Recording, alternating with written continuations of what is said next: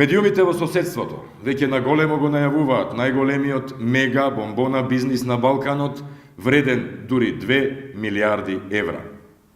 Ова ќе значи неконтролирано поскапување на струјата, за чија цена ќе одлучува приватен странски собственик.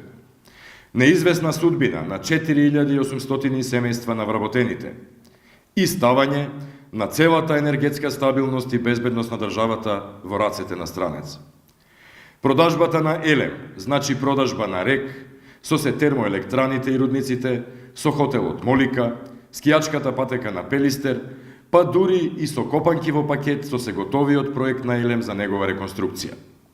Дали, ветувајќи чист воздух, филтри и отпепелување, за да добие во време, Зоран Заев им работи зад грбот на битолчани и безобразно си поигрува со судбината на и лебот на илјадници вработени во РЕК.